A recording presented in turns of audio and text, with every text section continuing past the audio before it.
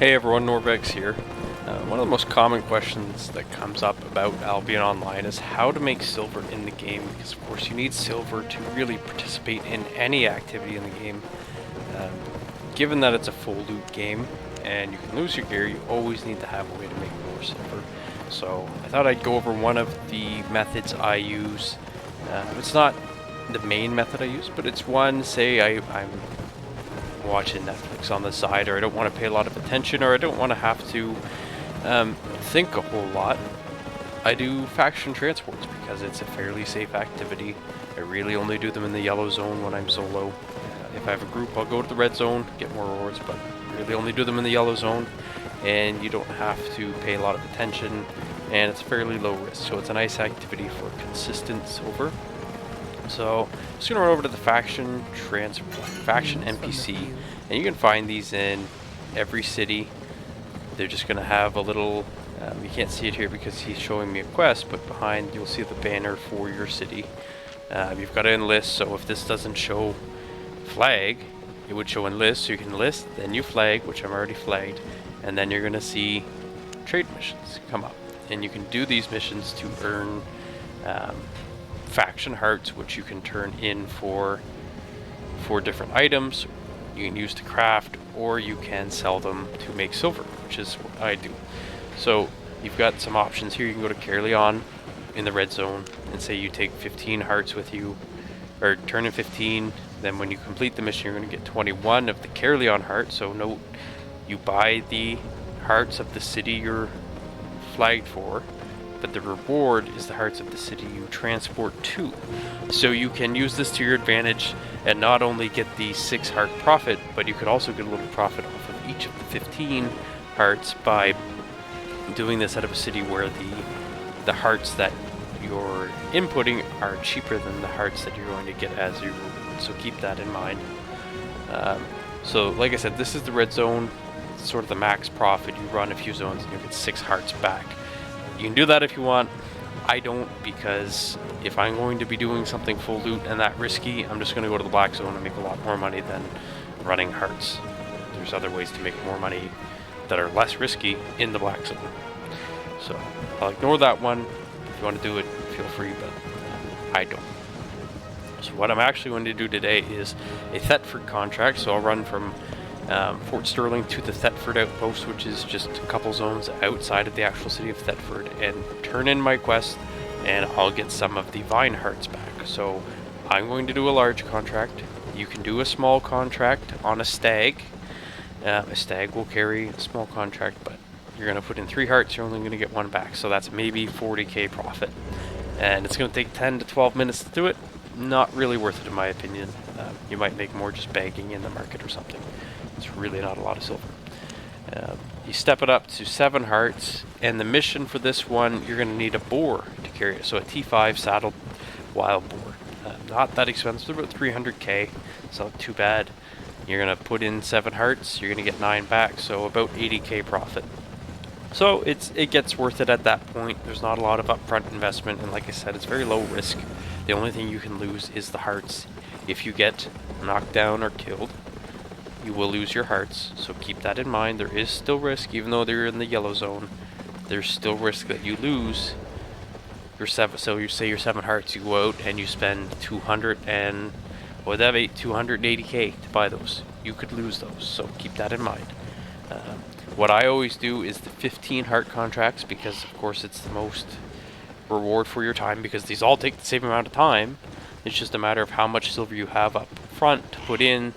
So if you can afford the major contract, you might as well do it, because that's going to be the most reward for your time. So to take the major contract, you need to be able to carry 1625 kg. So keep that in mind. There's a couple ways to do it. You can use a spectral boar. A lot of people like to use spectral boars because you get the invisibility. The problem I have with that is if you use the invisibility on the spectral boar and then you get dismounted, you no longer have the ability to use your boots, because the invisibility put them on cooldown, because it's the F skill slot. Also with the spectral boar, it doesn't have as much carry weight as other mounts, so you'll have to buy a high tier bag, probably an 8 or an 8.1 bag. You're going to have to wear high tier boots, so an 8 tier 8 boots with carry weight on them in order to meet that carry weight threshold. So I'm not a big fan of the spectral bore. A lot of people like it for the invisibility, but I don't find it worth the extra expense and having to have that special gear. Some people use oxes, so you can use an ox and it works fine. It's harder to dismount. The problem is oxes do not have the courier passive. So on a mount like a boar, you get the courier passive where even if you're off the mount and the mount is put away, you get that carry weight. With an ox, you have to be on the ox to get the carry weight. So if you get dismounted, you instantly fail the mission. Instantly fail the mission if you get dismounted. You don't get a second chance. So on a boar, if you get dismounted, you still have the mission. You don't fail because you still have the carry weight, and you can try to run away. So that brings me to my next point, is that you should wear a skip set. You can see here I'm not wearing a skip set. This will later turn out to be a mistake in the example run I do, and I'll show that later. Always wear a skip set. Don't be like me. Take a bloodletter or a double-bladed staff. Wear soldier boots or miner boots or something you can run away in, so that if you get dismounted, you have a chance to get away. Because there are people who will stand on the roads in yellow zones waiting for faction transporters to kill them, because even though it's yellow zone, they get to take your hearts. So they can stand there risk-free. All their risk is a repair bill if they get killed. And they can stand there and try to dismount you, and they get some of your hearts if they knock you down. So keep that in mind. So that's really all there is on the actual setup of these. Is you just need to pick which city you're going to run out of. You can base that on which city you live in already, which city has the cheapest hearts versus the rest, which city you prefer, or which city you think is safest. I just go with whatever city I happen to be flagged with at the time, which today is Fort Sterling. And you can see here I'm going to do a large Thetford contract, and I have to go to either Sleepwater Basin or Night Creek Marsh. So we'll take a look at the map. You see here, Sleepwater Basin, Night Creek Marsh. So obviously I'm going to go to Sleepwater Basin because it's the closest and it's all yellow zones. So I can either come out of the city this way and head up. You can see my mouse here. You can head up through these zones and around, which is what I will do in this example run. You could also run through the blue zones. Might be a bit safer because people really don't hang out around there. You could also run through the blue zones and up around this way or this way. It doesn't really matter. Whichever way you find safest or quickest, do that way. But I'm going to do this way today. You can see Sleepwater Basin, one thing to look out for, even when you don't have the mission. So if I had the mission right now, there would be a question mark on my map showing me where to go. But even without the mission, you can take a look here. You see this little ring with the dot in the middle? That's where you're going to be going. So you can see that on every map. So I look over here at, say, Night Creek Marsh. Here it is. Same thing. So even if you don't have the mission, you can see where it's going to be on the map, which can play into your decision, because maybe the outpost is right here near the gate. Maybe it's far away from the gate and you want the quickest run. That's one way to figure it out. So without further ado, I'll jump into my example run,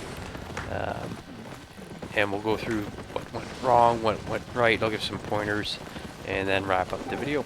So we'll hop right in. So here I am at the market. I'm going to pick up my Saddle Dire boar, which cost me about 1.1 mil for the excellent. And then I've got to grab a bag and some boots and some gear to throw on.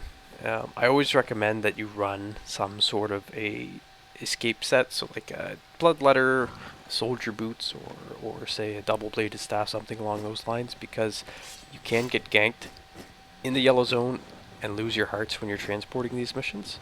And the people that are going to try to gank you have no risk, so they'll be wearing very good gear, so one person could dismount you. In this case, I threw on gear that I already had in my bank. That turned out to be a mistake later that I almost paid for, so you'll see that a little bit later on the clip. So I've got my gear, I've got my mount, now I need my hearts. I'm just going to scroll through here. I'll show you the different hearts.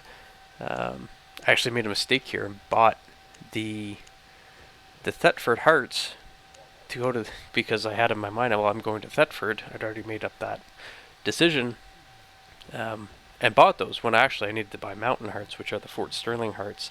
I turned those into the Fort Sterling faction NPC, and then he'll give me the mission to go to Thetford, but I accidentally bought the Thetford ones. So I'll just fast forward a little bit here. I realize my mistake. I come back, I sell the Thetford Hearts, and I buy the Mountain Hearts for Fort Sterling. Okay, so here I am. I got to the faction NPC, and I realize I'm going through the mission, showing everything. I'm not 99% weight if I accept it. Then I click accept.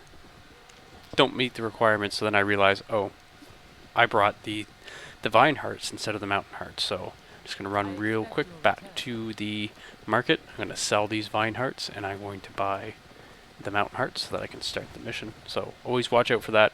Remember that you always need, wherever you're going to start your mission from, whichever faction you're fighting for, you need those hearts to start the mission, not where you want to go. You need the hearts from where you're starting from. Okay, so there we go. Pop into the market, grab my hearts, good to go. You can see there they cost me 660,000 silver. So we'll come back to that later when I complete the mission. I'll show you the profit off the mission. So I'm going to run back to the faction NPC, and I'm going to grab the quest for the 15 hearts to go to towards Thetford, which will be Sleetwater Basin is the zone I want to go to. So you have options. I can go to, say, Martlock, for example. I get double the rewards, but it's essentially going to take double the time. And I do feel that when you're doing these, going the longer run is more efficient because there's less standing around buying more hearts and all that. You just get double the reward for double the time, so it does turn out to be more efficient. You can see there on the map, I'm just going through the zones I'm going to go through, and I set off into the yellow zone, and I'm on my way. So I'll start a timer here now on how long it takes me to do this run, but essentially you're just going to run down the road. Now remember, in the yellow zone, you still can get attacked by members of another faction, and if they knock you down, you will lose your hearts. And you'll notice if you look at tooltips on these missions, if you go overweight while you have the mission, you will fail the mission. So in the beginning when I was talking about oxes and why I prefer boars, these are courier mounts, so even if you're dismounted, you still keep the carry weight from your mount. You don't lose it like you would, say, on an ox. So I prefer this because you can wear a skip set and you can still carry the mission, but if you get dismounted on an ox, you instantly fail and you're done. If you get dismounted on a boar, you still get a chance to run away and remount because you don't go overweight. But it's important to note that sometimes the road is faster, sometimes going off-road is faster. Getting tagged by mobs obviously slows you down quite a bit, so try to avoid that. And in about 30 seconds from now, you'll see why I had said at the start that you should wear a skip set and why I almost paid for the mistake. So up here on the road, just a couple seconds ahead, I'm going to run into a one-hand mace ganker who can CC me for probably about 15 seconds straight. He's going to try to dismount me and kill me to take my hearts. And if he had been successful in dismounting me, I would have lost all my hearts. I would have lost my 630k in the yellow zone. You can lose silver in the yellow zone. They can take your loot. I got lucky. I got away. And the only reason it was that way is because he didn't have a friend. If he'd had a friend with him to do some more damage, he would have dismounted me. I was wearing scholar sandals. I wouldn't have got away because I was just wearing some random set. And they would have killed or knocked me down, and I would have failed the mission and lost my hearts. So you can see here, he's got me down to half, he's got me down to a third, and at this point I'm sweating because thinking he's going to catch me. I get away, I get my dash back up, I get away, and I go off-road to get my HP back up and move through the zone. And so in this case, what I'm going to do on the way back is stay off the road, because I know this guy is here. He's probably going to hang around here. There's no reason for him not to. That's the main alleyway, and that's what he's out here doing, is trying to gank faction transporters. So I'm going to stick off-road, at least in this zone. So we'll fast forward a bit here to the next zone, and I'll show you what else to look at.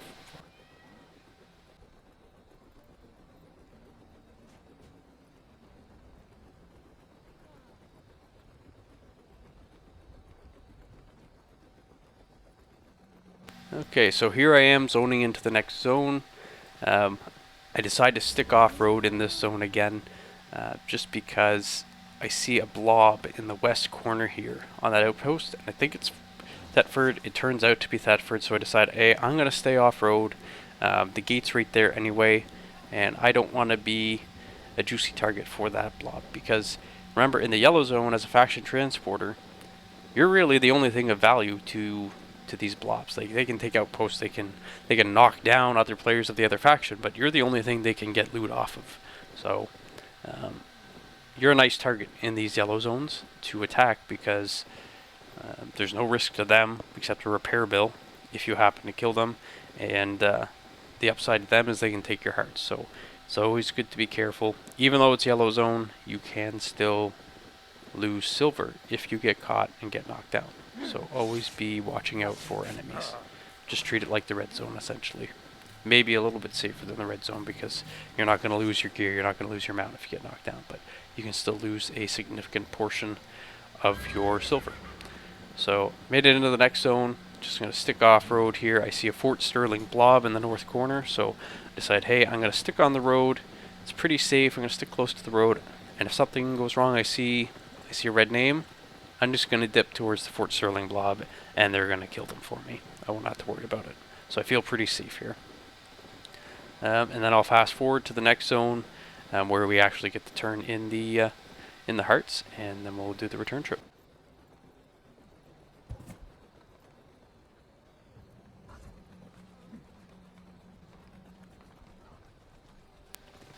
Okay, so here I am. I'm in Sleetwater Basin. This is where the outpost is. You can see in the west corner there on my mini-map there's a question mark. That's actually where I need to go. In this zone, I decide where I've already seen one ganker. There's pretty good chance there's more in here. I'm going to go, it's kind of the long way around, off the beaten path, because I really don't want to get caught here, because there's really no chance that I get away if, say, 2 people get onto me. Just because I'm not wearing a skip set, which fourth reminder I think in the video, wear a skip set. Don't be like me when you're doing this. Wear a skip, escape, whatever you want to call it, a set that you can run away in, because you do not want to get caught. So I'm just going to cross a couple water bridges here, and I'll fast forward to when I get to the mission turn-in. Okay, so here I am. I'm coming up to the turn in here. You can see I get a bubble because I'm flagged. I get a bubble here so no one can attack me, and then as soon as I turn the mission in, I get an invisibility so I can get out of here. If, say, someone followed me and was waiting, I'm now invisible. I have a few seconds to get away before they can see me again. So always keep that in mind, that if someone's chasing you, you're safe inside that bubble, and then when you turn it in, you go invisible. So you have a couple of options there to kind of wait people out if they're going to stand there and try to gank you. So there's not much eventful that happens on the way back. I just sort of run, so I'll fast forward through that. You'll see in that zone I ran into the one-handed mace ganker, and I stay off-road because I figure he's probably still there, and he probably still is, because that's exactly what he's out there to do, is stand on that road and try to catch people. And for example, if someone was running through there on a stag, he's going to dismount them in a couple shots. If they're not wearing a skip set, they're done for. Not as big of a loss, but pretty easy kill for him. But I'll just fast forward the rest of the way until I get to Fort Sterling Gate.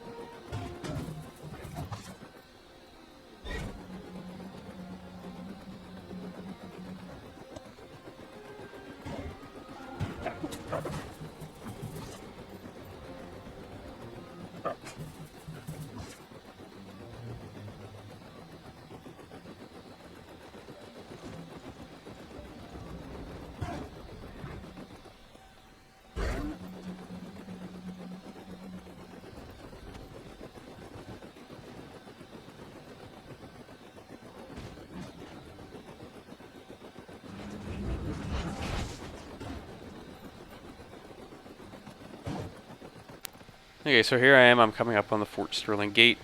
Fairly safe now. No one's really gonna try to attack me this close to the city. So I can just run in. I can pass these into the faction NPC. And remember, I had to buy 15 mountain hearts to take the quest. When I turn them in, he's going to give me 18 vine hearts. So you get 3 hearts, and they're worth about 40k each. So it's a decent profit. You'll see here on this run, I actually only make about 70k, and the reason for that is that the mountain hearts were more expensive than the vine hearts. So it's always good to check around if you're going to do a lot of faction runs. Check around, see, hey, can I start in this city and the hearts here are say 39k, but the ones I get to return are 42. So then you get that little extra profit on every heart you get back, not only on the 3 extras, but all 18 are an extra small profit on top. So it's always good to check for that. So anyways, guys, that's all I have on faction transports. Like I said, they're not super complicated. They're pretty straightforward, and they're an easy way to make silver.